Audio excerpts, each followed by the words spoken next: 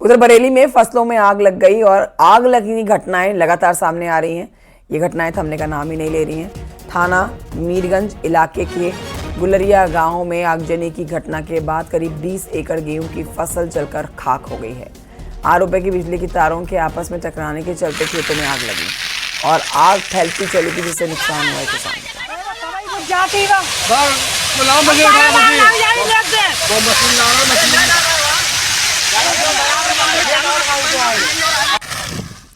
और ये बढ़ते आगे आपको बताते हैं लखनऊ की खबर, जहां पर आज गुरु गोरखनाथ स्वास्थ्य सेवा यात्रा के कार्यक्रम में कार्यकर्ताओं को और चिकित्सकों का सम्मान होगा।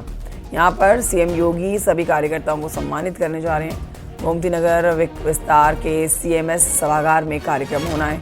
भारत नेपाल सीमा पर गुरु गोरखनाथ स्वास्थ्य सेवा यात्रा के आयोजन में महत्वपूर्ण कदम उठाए जा रहे हैं और इस यात्रा में योगदान देने वाले चिकित्सकों और कार्यकर्ताओं को आज सम्मानित किया जाएगा। मुख्यमंत्री भी इस कार्यक्रम में शामिल होंगे।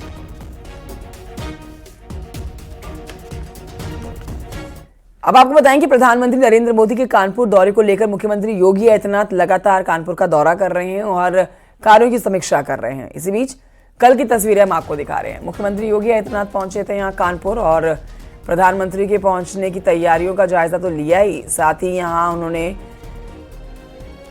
घाटमपुर स्थित नवेली पावर प्लांट का जायजा भी लिया। पनकी के पावर प्लांट भी गए और नवनिर्मित मेट्रो रूट का निरीक्षण भी किया। मेट्रो में भी सवारी की।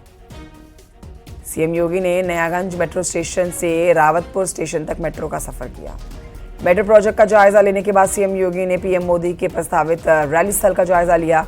यहां सीएम योगी ने अधिकारियों के साथ बैठक करके जरूरी निर्देश उनको दिए। पार्टी के नेताओं और संगठन के पदाधिकारियों के साथ बैठक की गई।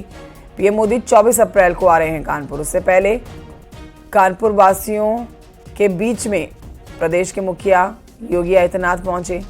20,000 करोड़ की 225 विकास परियोजनाओं की पीएम सौगात देने जा रहे हैं 24 अप्रैल को, जब वो कानपुर के दौरे पर होंगे।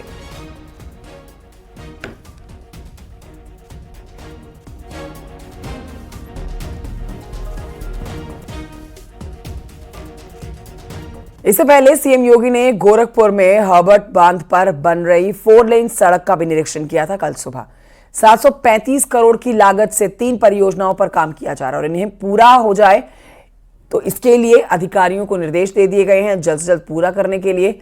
और आप ये भी ध्यान रखिए कि इनका पूरा होने से नेपाल तक पहुंचने का जो आपका रास्ता है वो बहुत आसान हो जाएगा। साथ ही यातायात की सुविधा को भी बेहतर आप होते हुए देखेंगे। रिपोर्ट देखिए इस पर।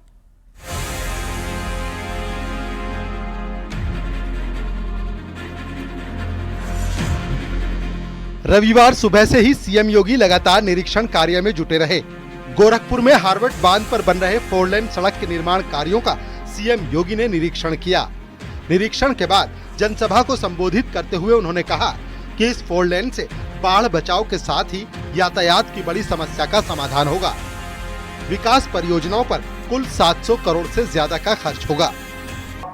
डोमिनगढ़ में एक रेलवे ओवरब्रिज का निर्माण होगा जिस पर 132 करोड़ रुपए लागू खर्च होंगे, यानी कुल 700 करोड़ से ऊपर का यह कार्य आज इस क्षेत्र की जनता के लिए स्वीकृत किया गया है।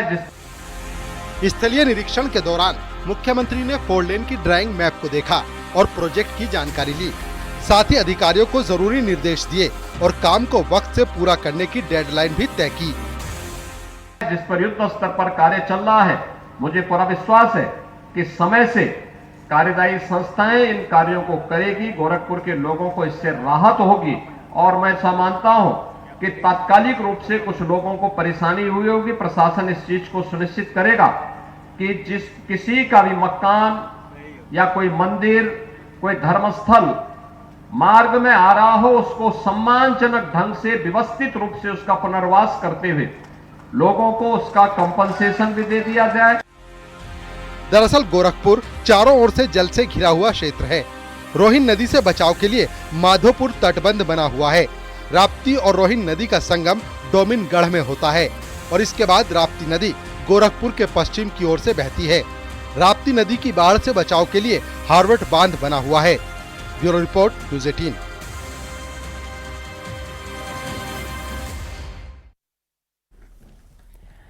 संभल में फिलिस्तीन के समर्थन में पोस्टर लगाने के मामले में 7 आरोपियों को जमानत नहीं मिली है और सभी को जेल भेज दिया गया है। आरोपियों के खिलाफ शांति भंग की आशंका से कार्रवाई हुई है और इसी मामले में एसडीएम ने किसी को भी जमानत नहीं दी। बता दें आपको, आरोपियों ने फिलिस्तीन के समर्थन में इजरायल का बना सामान ना खरीदे जाने के पोस्टर्स लगाए थे।